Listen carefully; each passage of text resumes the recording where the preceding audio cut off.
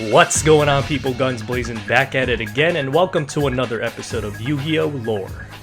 Today we'll be looking at the sad and somewhat creepy story of outstanding dog Marron. You guys really supported the last video and gave me some suggestions for the next one, and this was one of them. So I picked this one because I found it pretty interesting and it's thematically different from the last one we did. But don't worry, we'll get to them all eventually. Now, without further ado, let's get into it. Outstanding dog Marron is actually loosely based on a real-life dog whose name is Hachiko. That story itself is also a tragic one. He was nicknamed the faithful dog Hachiko because he would meet his owner at the Shibuya station located in Tokyo every day for his commute back home. Hachiko would greet him with a warm, eager bark, and they'd walk home the rest of the way. Now, unfortunately, it could not be like this forever. Hachiko's owner eventually died an untimely death, leaving him all alone. But this faithful dog would still go to the station every day, hoping to see his owner exit those train doors once again. Of course, he never would, but Hachiko came back the next day, and the next, and the next. People eventually caught on to what the dog was doing, and Hachiko became a national symbol of loyalty. But still, the cycle repeated itself for nearly 10 years. Hachiko would come back again and again. Nothing could stop this loyal little creature from coming back to the train station. Only one thing. Death. He died of cancer and heartworm on March 8, 1934. May Hachiko rest in peace, along with his owner. Now, similar to how Hachiko would return to the station every day, outstanding dog Marron returned to the deck every time it's sent to the graveyard. You may have encountered this card in certain decks, as it does allow decks like Stall or Mill to have an anti-deck out mechanic in case they face a mirror match. But let's not get too much into the technical. Here's where the story of Marron differs from the story of Hachiko. Although they both had a tragic incident that separated them from their owners, in the case of outstanding dog Marron, his owner did not die. So what actually happened? Well, here's the thing. Marron was having a little too much fun in the park without his leash on, and ends up wandering off. His owner was at the park with him, and after a few minutes he notices that Marron is gone, so he goes off looking for him, but unfortunately he couldn't find him. For the next few days he searches far and wide, and even goes as far as to put up missing posters everywhere, hoping that someone else has seen his dog. Now, in case you haven't noticed, the art on the posters is the exact same as the one on Marron's card, which explains the question marks in the background. Now, here's where it gets interesting, and if I might add, a little tragic. The card's name and artwork heavily suggest that there was a near-miss situation here. Where art thou is likely a loose reference to Shakespeare's Romeo and Juliet, where Juliet utters the line, "Wherefore art thou Romeo?" And you probably know it by now, but long story short, and spoiler alert for those who haven't heard it yet, Juliet fakes her death so she can be with Romeo, but Romeo thinks she's actually dead, drinks poison and dies, and then Juliet wakes up a few minutes later, sees that Romeo is really dead, and takes her own life as well. An ending that was potentially happy and beautiful, but just because the timing was a little off, it turned tragic instead. Just like in this case, all that needed to happen here was for the boy to turn around, or for Marron to look to his left, so that they could notice each other and then reunite. But obviously, that's not what happens. This was the last opportunity for them to see each other while they were alive. After this, Marron wanders off way too far beyond retrieval. He became corrupted by the powers of darkness. Who exactly corrupted him, where it was, and how, we do not know because there is no specific artwork or card description that tells us so. All we can see is that his appearance has drastically changed, changing in size and build, growing sharp teeth, horns, and look at them. Now, aside from the card description, the little doggy tag proves that this is indeed Marron.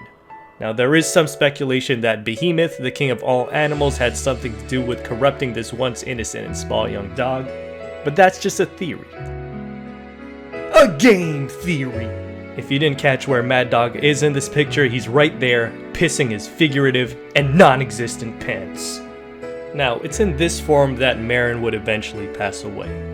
But as a side effect of the dark corruption, his skeletal remains stay animated, although all of his flesh and organs have long deteriorated. Meet Skulldog Marron. Heartbreakingly, this is what his text reads. A lost dog that wandered off 1,000 years ago. He's still waiting for his master to come for him. We look back and think of how drastically different this story would have been if they met on that fateful day. And that's it. That's the tragic story of the once outstanding dog, Marron. Or is it? Surprisingly, this story isn't all sad. Although wandering away from your owner, waiting for him to find you until you die, and then waiting for him for about 1,000 years after you die really sucks, that wasn't the true end for Marron. A new owner found him and took him in, and guess what? He's also a reanimated skeletal being. This is White Prince. Skull Servant and the Lady in White are presumably his parents.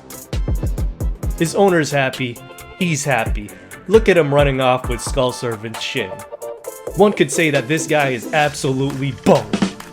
Rest assured, there are some out there in the Yu-Gi-Oh realm that are dead, but less lonely than those that are alive, because they found themselves a family. A family to love, spend time with, and even travel with, and even get hung up in quarantine with.